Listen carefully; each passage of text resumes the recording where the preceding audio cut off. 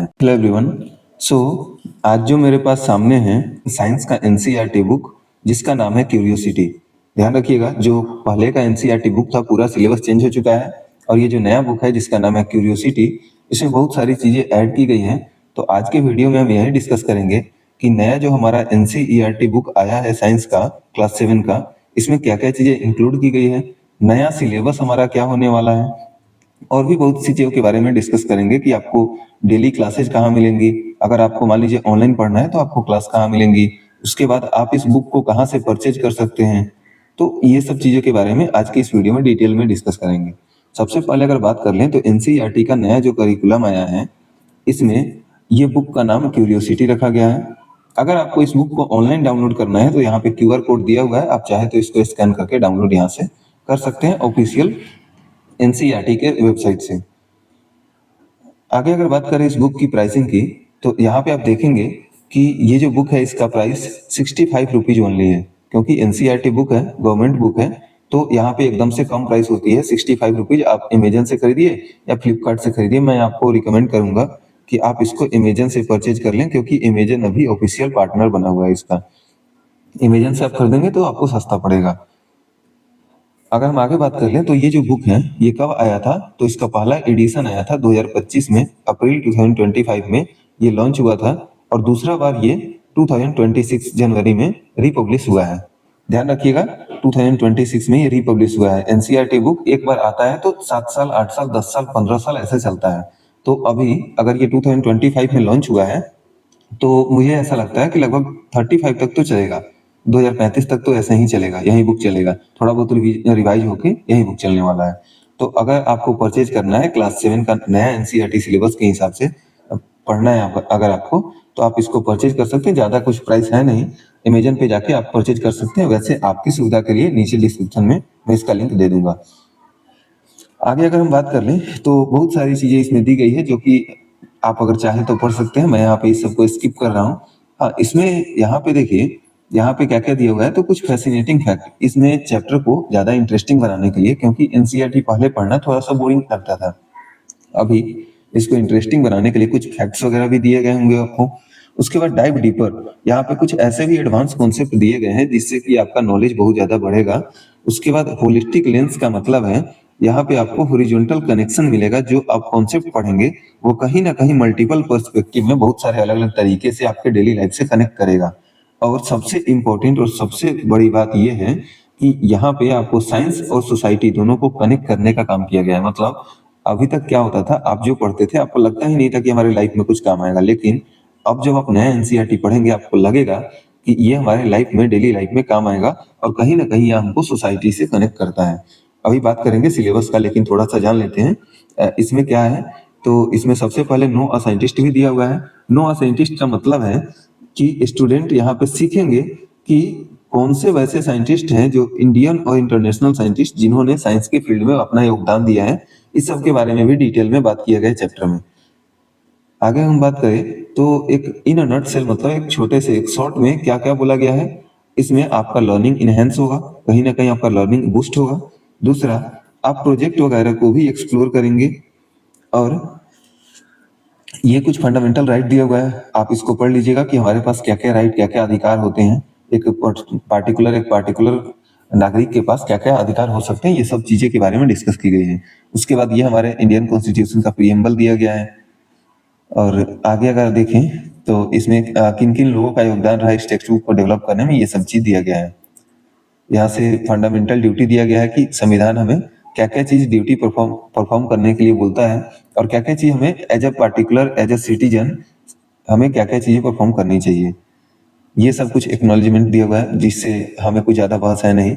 हाँ, यहाँ से आता है हमारा सिलेबस कि हमारे बुक का सिलेबस क्या होने वाला है।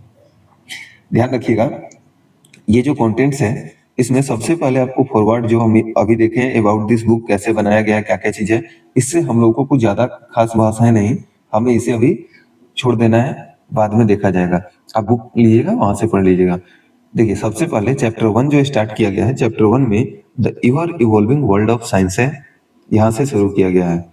चैप्टर 1 का नाम है the इवर evolving world of science. मतलब साइंस का जो वर्ल्ड है, साइंस की जो दुनिया है, वो एक ऐसी दुनिया है जो हमेशा चेंज हो रही है, हमेशा ग्रो हो रही है, डेवलप हो रही है और भी आगे डेवलप होगी, तो इसके बारे में हमें डिटेल में पढ़ना है। चैप्टर 2 में हमें दिया गया है exploring substances acid, basic and neutral. मतलब यहाँ पे नेचर ऑफ मैटर के बारे में बात किया गया है कि कोई भी मैटर एसिडिक हो सकता है, बेसिक एसिड, बेस और सॉल्ट, ये सब के बारे में डिटेल में दिया होगा चैप्टर 2 में। थर्ड चैप्टर जो है इसमें आपको इलेक्ट्रिसिटी के बारे में दिया गया है, जहाँ पे आपको सर्किट और कंपोनेंट के बारे में पढ़ना है, बल्ब वगैरह, बल्ब, स्विच, वायर, ये सब के बारे में आपको डिटेल में पढ़ना है। अच्छा, एक चीज और है, इस सबके क्लास का, अगर आपको इसका क्लास करना है ऑनलाइन, अगर आपको इसका क्लास ज्वाइन करना है तो आपको क्या करना होगा, नीचे आपको एक गूगल फॉर्म मिलेगा, इसके डिस्क्रिप्शन में, इसी वीडियो के डिस्क्रिप्शन में आपको एक गूगल फॉर्म मिल जाएगा। आप क्या करिएगा, उस गूगल फॉर्म को फिल कर लीजिएगा, वहां से आपको ऑनलाइन क्लास में डायरेक्टली ज्वाइन करवा दिया जाएगा। चलिए आगे अगर हम देखें तो चैप्टर 4 जो है, चैप्टर 4 का नेम है the world of metals and non metals. ध्यान रखिएगा, ये जो मेटल नॉन मेटल है ये पहले से नहीं हुआ करता था क्लास 7 में, ये पहले से क्लास 8 में हुआ करता था, जिसको इस साल उठा के क्लास 7 में डाल दिया गया है। अच्छी चीज है कि आपको कुछ एडवांस पढ़ाया जा रहा है, लिखा ही था फर्स्ट पेज पे, यहाँ पे changes around us physical and chemical. यहाँ पे आपको पढ़ना है फिजिकल चेंज के बारे में, केमिकल चेंज के बारे में, जो कि पहले क्लास 6-7 का ही टॉपिक हुआ करता था। अभी ठीक है, फिजिकल चेंज क्या होता है, केमिकल चेंज क्या होता है, डिफरेंस क्या होता है, ये सब के बारे में डिटेल में पढ़ना है। चैप्टर 6 जो कि पहले क्लास 8 में हुआ करता था, अभी इसको उठा के क्लास 7 में डाल दिया गया है। ये है adolescence, a stage of growth and change. Reaching the age of adolescence नाम का चैप्टर क्लास 8 में पहले हुआ करता था, उसी को क्लास 7 में डाल दिया गया। बेसिकली ये रिप्रोडक्शन से रिलेटेड है, कहीं ना कहीं ये आपको रिप्रोडक्शन से रिलेट करेगा कि एक बच्चा, एक चाइल्ड जब 13-14 के एज में जाता है तो उसके बॉडी में क्या क्या चेंज आते हैं और उसे कैसे उसे मेंटेन करना होता है। चैप्टर 7 जो है इसमें हीट ट्रांसफर इन नेचर दिया गया है, जिसमें आपको पढ़ाया जाएगा कंडक्शन के बारे में, कॉन्वेक्शन के बारे में, कॉन्वेक्शन के बारे में, यहाँ पे आपको पढ़ाया जाएगा रेडिएशन के बारे में, मतलब हीट का ट्रांसफर कैसे होता है, ये सब चीजें आपको पढ़ाई जाएंगी। नेक्स्ट आपको बताया जाएगा चैप्टर 8 में measurement of time and motion. Simple सा बात है, इसमें मोशन वगैरह का, मोशन रेस्ट वगैरह का कॉन्सेप्ट आपको दिया जाएगा। यहाँ पे आपको, यहीं पे आपको पढ़ना होगा स्पीड क्या होता है, एक्सिलरेशन क्या होता है, और यहाँ पे कहीं ना कहीं आपको रिलेट करके वेलोसिटी, उसके बाद डिस्टेंस, डिस्प्लेसमेंट, ये सब पढ़ाया जाएगा यहाँ पे।